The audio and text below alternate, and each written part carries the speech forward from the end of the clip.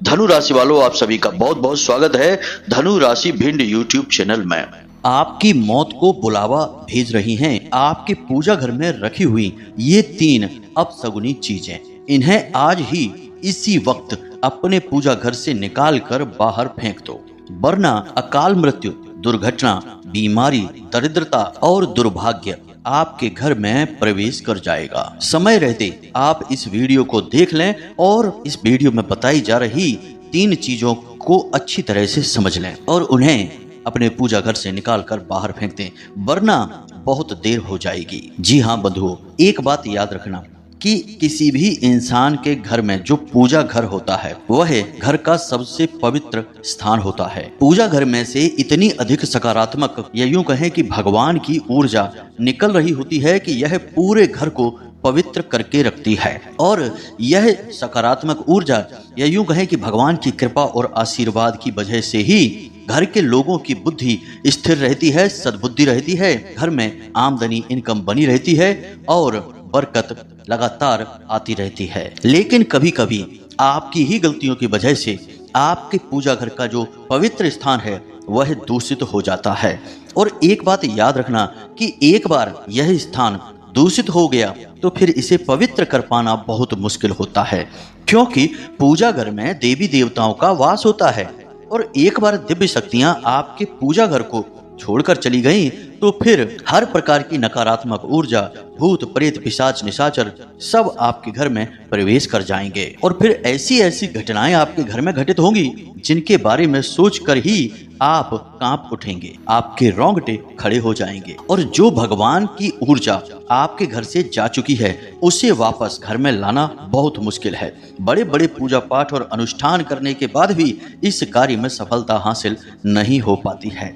और सबसे बड़ी बात कि घर के मुख्य सदस्यों की बुद्धि फिर जाती है, यूं कहें कि उन्हें मति भ्रम होने लगते हैं, तो फिर वे ऐसे ऐसे कार्य और करने लगते हैं जिससे कि सकारात्मक ऊर्जा, भगवान की कृपा और आशीर्वाद घर से कोसों दूर हो जाते हैं। इसीलिए आपने देखा होगा कि किसी किसी इंसान के घर में विनाश लीला एक बार प्रारंभ होती है तो वह इस हद तक चली जाती है कि उस घर में अकाल मृत्यु तक होने लगती है।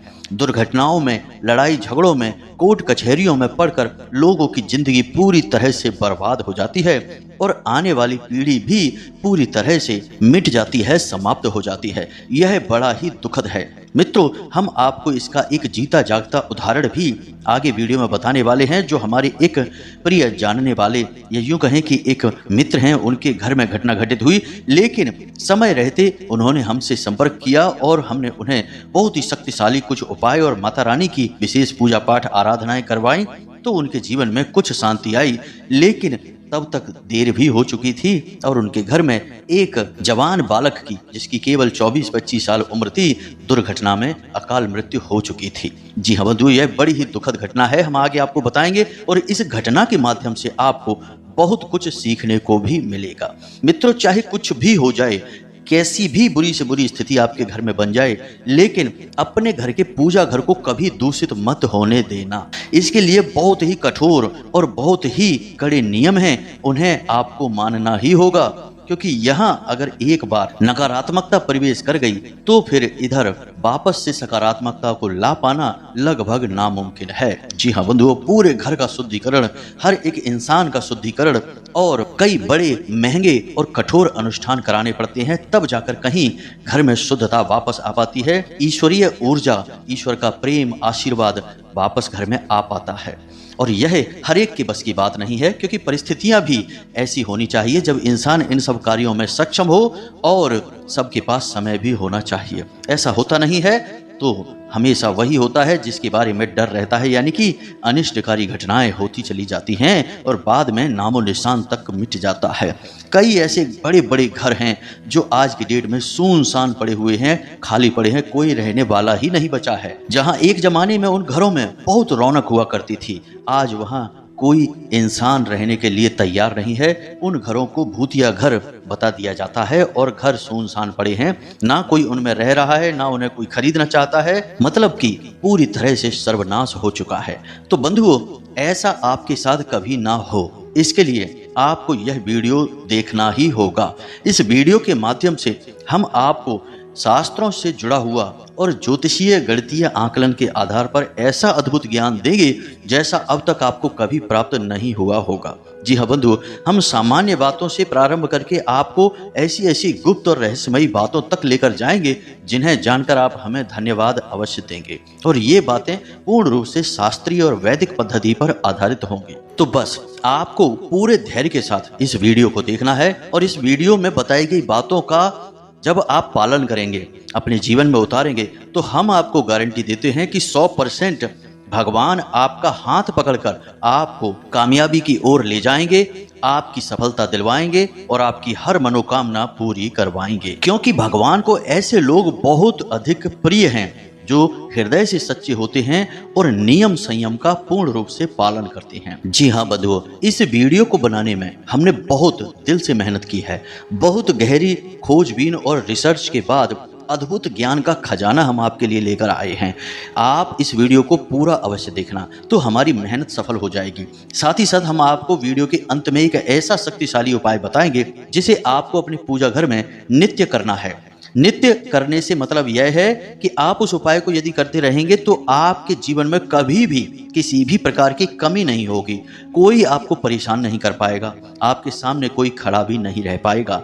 माता भद्रकाली की पूरी कृपा और आशीर्वाद आपके जीवन में आ जाएगी। तो आपको उस उपाय को भी समझना है। बस इस विशेष कार्यक्रम में आपको अंत तक बने रहना है, यही हमारा आपसे एकमात्र निवेदन है। तो चलिए बंधुओं, बिना समय गवाए आज के इस विशेष ज्योतिष कार्यक्रम को शुरू करते हैं। लेकिन उससे पहले आप माता रानी को आभार अवश्य व्यक्त करें और कमेंट बॉक्स में पूरे भक्ति भाव के साथ एक बार नहीं 3 बार लिखना, जय मां भद्रकाली।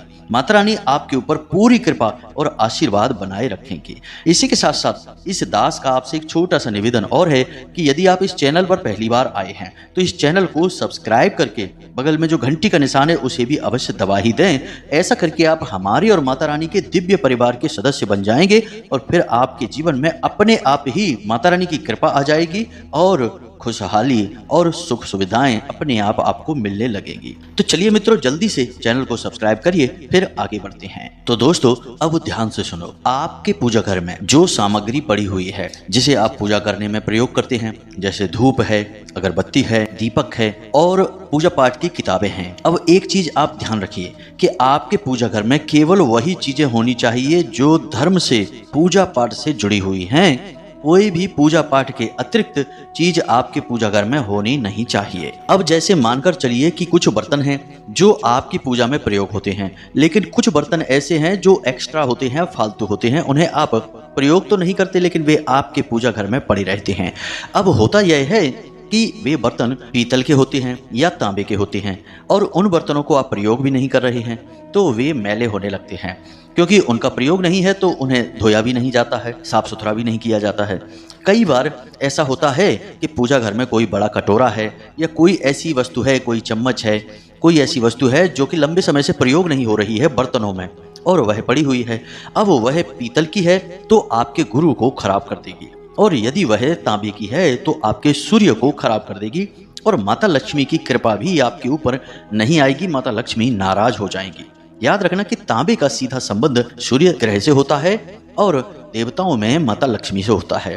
उसी प्रकार पीतल का सीधा संबंध गुरु से होता है और देवताओं में भगवान श्री हरि विष्णु से, नारायण से होता है। तो अब ऐसे में पीतल और तांबे का कोई बर्तन आपके पूजा घर में यदि पड़ा है और वह लंबे समय से प्रयोग नहीं हो रहा है और वह थोड़ा बहुत भी यदि गंदा है, मैला है, तो आप उसे तुरंत अपने पूजा घर से हटा दीजिए। या तो आप उसे प्रयोग करना शुरू करिए या उसे उठाकर पूजा घर से बाहर रख दीजिए।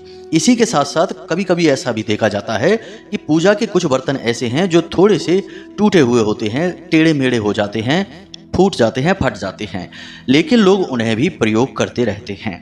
अब एक चीज आप याद रखिए कि जैसे पूजा घर में प्रयोग होने वाली भगवान की मूर्ति और फोटो हैं वे खंडित हो जाती हैं, उसी प्रकार पूजा की सामग्री यानी पूजा पाठ के बर्तन भी खंडित हो जाते हैं।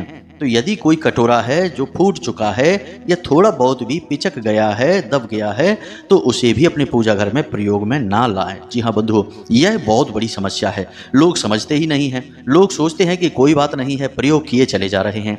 अब आप खुद ही देखिए कि आपके घर में कोई मेहमान आता है तो क्या आप उस मेहमान को टूटे हुए कप में चाय देंगे? टेढ़े मेढ़े पिचके हुए दबे हुए गिलास में पानी देंगे पीने को? नहीं देंगे। लेकिन आपके पूजा घर में जो भगवान का लोटा है वह तो बहुत पिचक गया है, टेढ़ा मेढ़ा भी है।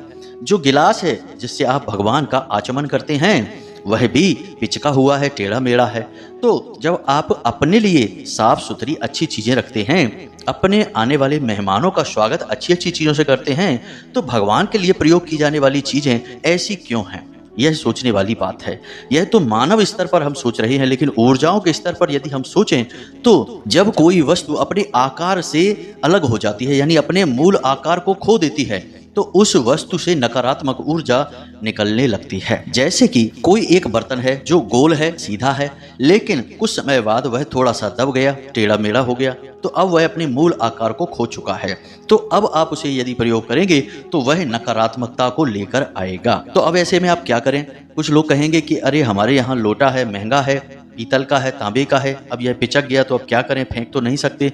तो आप इसे बदल सकते हैं, दुकान पर ले जाएं और उसे यह लोटा दे दें और कुछ पैसे दे दें, बदले में वह आपको दूसरा बर्तन कोई भी पूजा पाठ का होगा दे देगा। जी हाँ बंधुओं, इस बात का विशेष ख्याल रखना चाहिए, यह बहुत आवश्यक है।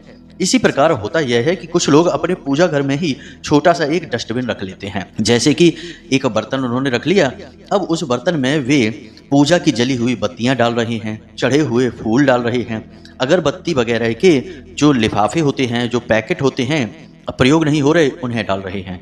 अब पूजा घर जैसे पवित्र स्थान पर कभी डस्टबिन हो सकता है क्या? आप किसी मंदिर में जाइए तो क्या मंदिर में आपको भगवान की मूर्ति के बगल से आसपास कहीं कोई डस्टबिन रखा दिखाई देता है? जी नहीं। डस्टबिन नकारात्मक ऊर्जा का प्रतीक है, उसमें कचरा इकट्ठा होता है, और कचरा क्या है? हमारे घर की नकारात्मक वस्तु, वह अब प्रयोग नहीं होती है। अब आपने उसे अपने पूजा घर में ही रख लिया है तो वह पूजा घर की सकारात्मक ऊर्जा को दूषित कर रहा है। खुद विचार करके देखिए, जो हम अपने लिए नहीं देख सकते वह हम भगवान के लिए कैसे देख सकते हैं? आपके कमरे में यदि कोई एक डस्टबिन लाकर रख दे और उसमें कचरा डालता रहे तो आपके कमरे में आपको रुकने में अच्छा नहीं लगेगा, आप वहां से चले जाएंगे या तो उस डस्टबिन को उठाकर बाहर रख देंगे। तो पूजा घर में आपने क्यों रखा हुआ है, उसे भी आप उठा दीजिए। तीसरा कि आपके पूजा घर में जब आप पूजा कर लेते हैं तो जो पुष्प आदि हैं, जो बत्ती हैं, जैसे दीपक की बाती है, पूरी नहीं जली है, थोड़ी सी बाकी रह गई है, या आपने धूप वगैरह अग्यारी की है और भगवान का हवन आचमन किया है, तो उससे जो बची हुई सामग्री है उसे आप एक थैली में भरकर अपने घर की छत पर रख दीजिए। जी हाँ मित्रों, जो पवित्र पौधे लगे हुए हैं, जैसे कि केले का पेड़ है, बेलपत्र का पौधा है, या तुलसी मैया का पौधा है, उनके पास इन्हें आप रख दीजिए और जब आपको मौका लगे तो इन्हें जल विसर्जित कर देना। लेकिन इन्हें अपने घर के अंदर रखना, पूजा घर में रखना बहुत ही खतरनाक है। जी हाँ बंधु, ऐसी गलतियां आप ना करें। अब इसी के साथ साथ यह भी देखा जाता है कि भगवान की कई ऐसी फोटोएं आपने अपने मंदिर में लगा रखी हैं दीवारों पर, उनका आप पूजा पाठ नहीं करते हैं, और पूजा पाठ नहीं करते हैं तब भी गलत है, और यदि आप पूजा पाठ करते हैं तो गौर नहीं करते हैं, थोड़ी थोड़ी वे फोटोएं फट जाती हैं। जरा सी फोटो फट गई है, जरा सा उसमें छेद हो गया है, आप तब भी उसकी पूजा करते चले जा रहे हैं, तो वह खंडित हो चुकी है। अब उसकी पूजा करना आपके लिए अनिष्टकारी होगा। जी हाँ बंधुओं, इन बातों को आप हल्के में बिल्कुल मत लेना, ये बहुत गंभीर परिणाम दे सकती हैं। तो आपको पूजा घर में एक भगवान की एक ही तस्वीर या एक ही मूर्ति रखनी है, यह नियम बनाना है। ज्यादा तस्वीरें रख देने से भगवान ज्यादा प्रसन्न नहीं हो जाते हैं। भगवान की तस्वीर तो भगवान का एक प्रतीक मात्र है, बाकी आप भगवान की पूजा कर रहे हैं उस तस्वीर के माध्यम से। तो अब ऐसे में 10-10 तस्वीरें रखने से आपको नुकसान अधिक होगा, लाभ कम होगा। इसका कारण यह है कि उन 10 तस्वीरों की आप सेवा नहीं कर पाएंगे। भगवान की तस्वीर आपने जो प्रतीक रखा है उसकी आपको सेवा भी करनी है, उसे नियमित साफ सुथरा रखना है, वह खंडित ना हो इस बात का ख्याल रखना है, और उसकी विधि विधान से पूजा पाठ करनी है। अब आप एक तस्वीर की तो पूरे विधि विधान से पूजा पाठ कर रहे हैं और अन्य तस्वीरों को आप देख भी नहीं रहे हैं, यह गलत है। आप उन तस्वीरों को हटा दीजिए। जिस तस्वीर की आप पूजा कर रहे हैं पूरे विधि विधान से, केवल उसी को अपने पूजा घर में रखिए, बाकी पूजा घर को साफ सुथरा रखिए। दूसरा कि आप जिस तस्वीर की पूजा कर रहे हैं उस तस्वीर को नाम मात्र खंडित नहीं होना चाहिए, तिल मात्र भी उसमें खंडन नहीं होना चाहिए। यदि जरा भी खंडन हुआ तो वह तस्वीर भगवान की न रही, अब वह भूत प्रेत पिशाचों को आकर्षित करेगी, क्योंकि भगवान खंडित स्थान पर नहीं रहते हैं, इसे आप याद रखना। तो जैसे ही वह खंडित हो उसे बदलकर दूसरी तस्वीर लगा देना है और उस तस्वीर को जल विसर्जित कर देना है। और विसर्जन का भी नियम है कि बहते हुए जल में ही विसर्जित करना है, कहीं कोई तालाब भरा है वहां पर नहीं डाल देना है। रुके हुए जल में विसर्जन नहीं होता है, वहां पर तो देवी देवताओं का अपमान हो जाता है। तो इन नियमों को आपको मानना है। अब बात करते हैं उन चीजों के बारे में जिन्हें हमने आपको वीडियो के प्रारंभ में बताया था। तो इन चीजों के बारे में जरा ध्यान से सुनना है। एक बार हम अपने जानने वाले एक परिचित हैं उनके घर गए और हमने उनके पूजा घर में जाकर देखा। कुछ परेशानियां थी उनके घर में, तो उनके पूजा घर में हमने देखा कि उनके पितृ पूर्वजों की तस्वीर, यानी कि उनके पिताजी थे जो स्वर्ग सिधार गए थे, उनकी तस्वीर भगवान की अलमारी में ही रखी हुई थी और भगवान के साथ साथ उनको भी भोग चढ़ाया गया था, उनकी भी पूजा चल रही थी।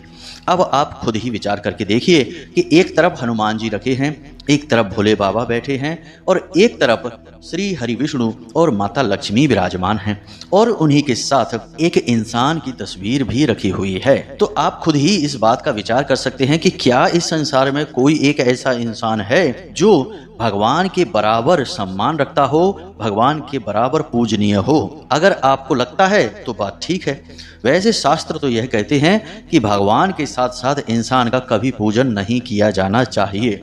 यदि आप इंसान का पूजन करना चाहते हैं तो वह आपके लिए पूजनीय है, पूरे संसार के लिए नहीं। तो उसकी पूजा पाठ का भी नियम अलग है, यानी वह पूजनीय है, लेकिन भगवान के साथ नहीं पूज सकते। भगवान सर्व पूजनीय होते हैं, लेकिन आपके पुरख पूर्वज आपके लिए पूजनीय है, संसार के लिए नहीं।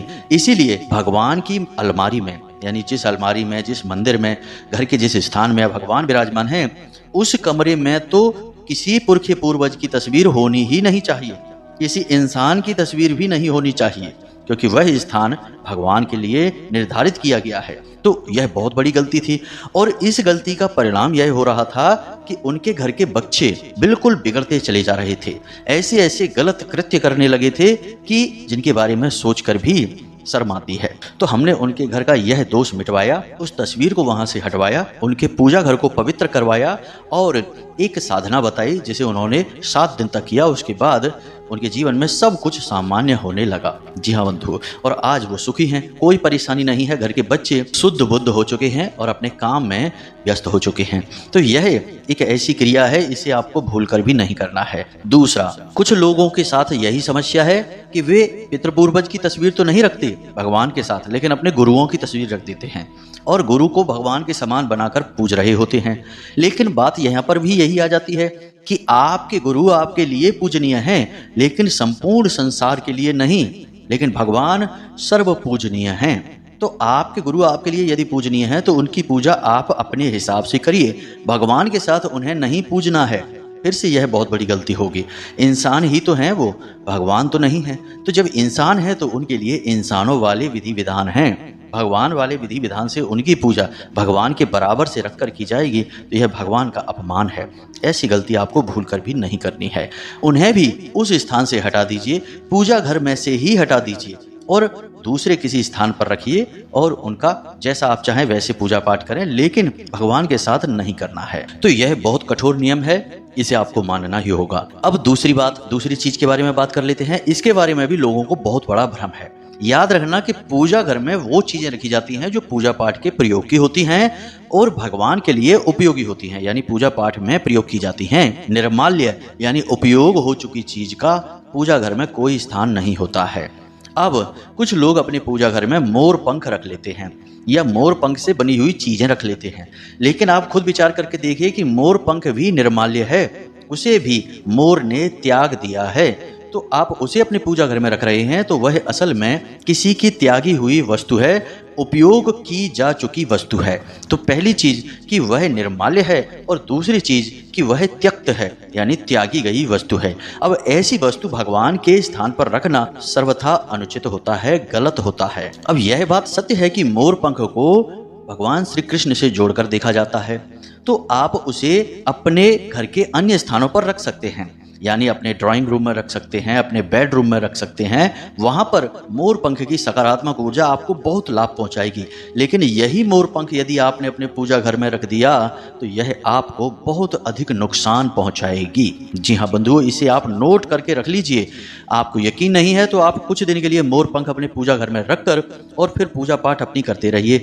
आपको बिल्कुल नकारात्मक परिणाम प्राप्त होंगे। नकारात्मक ऊर्जा आपके जीवन और विचारों में प्रवेश कर जाएगी। आपके लिए हर एक फैसले गलत साबित होने लगेंगे और आपको भयंकर नुकसान और घाटा होने लगेगा। अब तीसरी वस्तु के बारे में बात करते हैं। इसे भी लोग अक्सर अनदेखा कर जाते हैं। कुछ लोग कहीं से सुनकर या किसी की बात मानकर या देख दाख कर यंत्र ले आते हैं।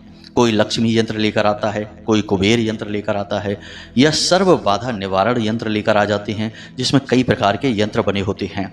अब लोगों को यंत्रों का कोई ज्ञान तो होता नहीं है, उन्हें प्राण प्रतिष्ठित भी नहीं करते हैं और उनका विशेष पूजा पाठ भी नहीं करते हैं। लेकिन यंत्र कोई साधारण वस्तु नहीं होती है। यंत्र यानी कि एक उपकरण। अब उपकरण क्या है?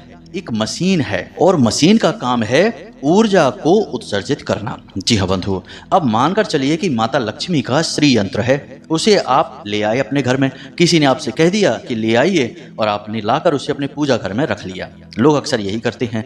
अब आपने उस यंत्र को प्राण प्रतिष्ठित नहीं किया, उसकी ऊर्जाओं को शुद्ध नहीं किया, सकारात्मक नहीं किया, पवित्रता का ख्याल नहीं रखा और उसे बस यूं ही लाकर पूजा पाठ प्रारंभ कर दिया, तो यह जो यंत्र है यह नकारात्मक ऊर्जा को उत्सर्जित करने लगेगा। आपके घर की लक्ष्मी को यह सोखने लगेगा। आपके घर से माता लक्ष्मी तुरंत विदा हो जाएंगी और दरिद्रता प्रवेश कर जाएंगी। कुछ लोगों के यहाँ हमने देखा है कि यंत्र उनके पूजा घर में रखे तो हैं, लेकिन मैले कुचैले हो गए हैं, गंदे हो गए हैं। धातु के हैं तो उनके ऊपर जंग लग चुकी है, लेकिन उन्हें ना तो साफ किया जा रहा है और ना ही उन्हें विधि विधान से पूजा जा रहा है। बस जब तब उनके ऊपर थोड़ा बहुत जल छिड़क दिया जाता है, पोंछ दिया जाता है और उन्हें पड़े छोड़ दिया जाता है, जैसे कि सामान्य वस्तुएं घर की पड़ी रहती हैं। ऐसे ही यंत्र भी पड़े हैं एक कोने में। लेकिन यह तो और भी ज्यादा भयंकर हो गया, क्योंकि एक बार यंत्र यदि मैला हो चुका है और आपने उसे यूं ही पड़ा छोड़ दिया है, तो हमने जैसे कि अभी कहा यंत्र एक मशीन है, एक उपकरण है, इसीलिए उसका नाम यंत्र है।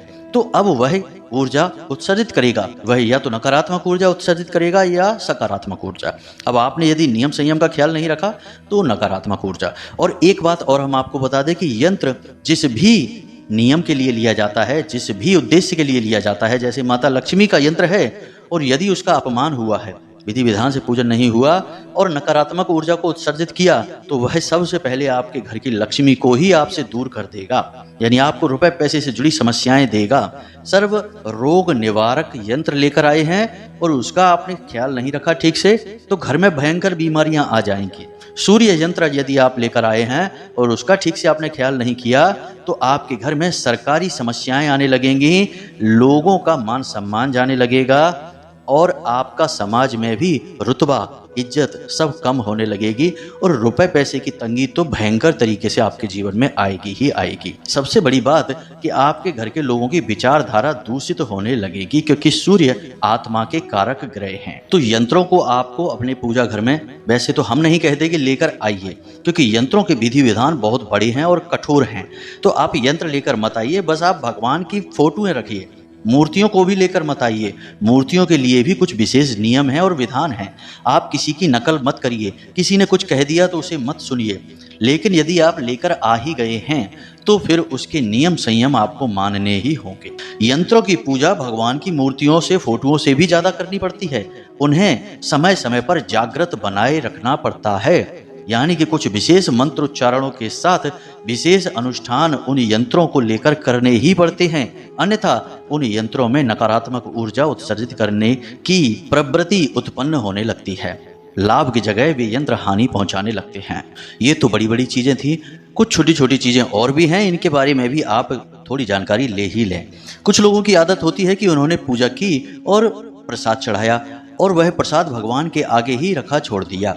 अब वह प्रसाद दिन भर भगवान के सामने रखा है, उसे चूहे खा रहे हैं, उसमें चींटियां लग रही हैं, और फिर उन्होंने देखा कि वह प्रसाद खराब सा हो गया है तो उसे उठाकर उन्होंने फेंक दिया, किसी गमले में डाल दिया या यूं ही कहीं किसी थैली में भरकर रख दिया। यह बहुत ही गलत है। एक बार प्रसाद भगवान को भोग लगा दिया, आपने पूजा समाप्त कर दी, उसके बाद उस प्रसाद को भी आपको वहां से तुरंत हटा देना है और उसे बांट कर पूरा समाप्त कर देना है, खा लेना है। प्रसाद का एक छोटा सा कण भी बर्बाद नहीं होना चाहिए। दूसरा कि भगवान के ऊपर चढ़ा हुआ प्रसाद पूजा पाठ समाप्त होने के बाद जब आपने भगवान का विसर्जन कर लिया है, जैसे आवाहन करते हैं, पूजा करते हैं, पूजा समाप्त हो जाती है, फिर भगवान का विसर्जन करते हैं, तो विसर्जन कर लिया, उसके बाद वह प्रसाद निर्माल्य हो चुका है। अब वह आपको ग्रहण करना होगा, भगवान उसे ग्रहण कर चुके, लेकिन अब वह वहीं पड़ा हुआ है, तो यह तो बहुत ज्यादा घोर नकारात्मकता को आकर्षित करता है। इसी प्रकार कुछ लोग जिस आसन पर बैठकर पूजा करते हैं उस आसन को भी देखते नहीं हैं, उसमें कई छेद हो चुके हैं, वह कट फट चुका है, बहुत ही पुराना मैला कुचैला हो चुका है और उसी पर बैठकर लगातार पूजा पाठ किए चले जा रहे हैं, तो यह तो बहुत ही गलत है, नकारात्मक है। आप जिस आसन पर बैठे हैं वह तो साफ सुथरा शुद्ध पवित्र होना ही चाहिए। आसन का भी पूजन का विधान है, बिना आसन पूजन के आप उस पर बैठ नहीं सकती हैं। यदि आप उस पर बैठ गए तो आपके साथ साथ भूत प्रेत पिशाच भी बैठ जाएंगे। याद रखना कि आप चाहे दुनिया में किसी भी स्थान पर हों, दुष्ट आत्माएं, नकारात्मक ऊर्जाएं हर वक्त आपके आसपास मौजूद रहती हैं और वे आपके द्वारा की गई हर एक पूजा पाठ और पुण्य कर्म के फल को सोख लेना चाहते हैं, तो वे इसी मौके की तलाश में रहते हैं कि आप कब गलती करें। तो इन बातों को आपको मानना ही होगा। इसी के साथ साथ जब आपकी पूजा समाप्त हो जाती है तो आप अपने आसन के नीचे थोड़ा सा जल समर्पित अवश्य करें। एक चम्मच से थोड़ा सा जल आसन के नीचे डालें और मंत्रोच्चारण करें 3 बार, ओम इंद्राय स्वाहा, ओम इंद्राय स्वाहा।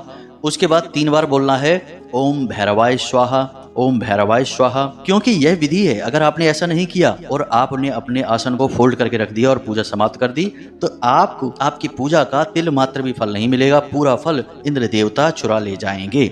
और हमेशा पूजा करते समय अपने सिर पर एक कपड़ा डालकर अवश्य रखें, इससे आपके पूरे पुण्य फल को आप ही ले पाएंगे, कोई और नहीं ले जाएगा, वरना पूजा पाठ आप करेंगे और आपकी पूजा से सुखी कोई और होगा। इसीलिए आपने देखा होगा कि आपके आसपास कुछ लोग होते हैं जो बहुत पूजा पाठ करते हैं फिर भी दुखी रहते हैं। दुखी रहने का कारण यही है कि उनके पूजा पाठ और पुण्य कर्म का फल तो कोई और ही ले रहा है और उन्हें तो कुछ भी नहीं मिल रहा है और वे यूं ही आस लगाए बैठे हैं कि भगवान उनकी अब सुनेंगे तब सुनेंगे। तो भगवान कैसे सुन लें उनकी जब आपने नियम ही नहीं माने हैं। याद रखना कि भगवान वैदिक नियमों को मानते हैं, आपके बनाए आपके मन के नियमों को नहीं मानते हैं, क्योंकि भगवान सबके लिए हैं, वे सर्व विदित हैं, सर्व पूज्य हैं और सर्व व्याप्त हैं। तो आपको वही नियम मानने होंगे जो सर्व विदित हैं, सर्व पूज्य और सर्व व्याप्त हैं और उसी भगवान के लिए बनाए गए हैं। तो उम्मीद है कि जो जानकारी हमने आपको दी है वह आपको अच्छी तरह से समझ में आ गई है। अब इस जानकारी का आप प्रयोग करिए, कहाँ गलतियां आप कर रहे हैं इन गलतियों को चुन चुन कर दूर करिए, फिर आपको आपकी पूरी पूजा पाठ का फल प्राप्त होने लगेगा। यदि कोई प्रश्न आपके मन में बनता है तो आप कमेंट करके पूछें या वीडियो के डिस्क्रिप्शन में दिए गए नंबर पर मैसेज करके पूछ सकते हैं। समय मिलने पर हम आपके सभी प्रश्नों के जवाब अवश्य देंगे ही, थोड़ा इंतजार आपको करना पड़ सकता है। इसी के साथ साथ आज की इस वीडियो को विराम देते हैं। हमेशा हंसते रहिए, मुस्कुराते रहिए, सकारात्मक रहिए और एक बार दिन में मंदिर अवश्य जाइए, क्योंकि आपका उद्धार वहीं से होना है। तो प्रेम से बोलिए जय माई की जय, मां भद्रकाली, माता रानी आपका कल्याण करेंगी। धन्यवाद।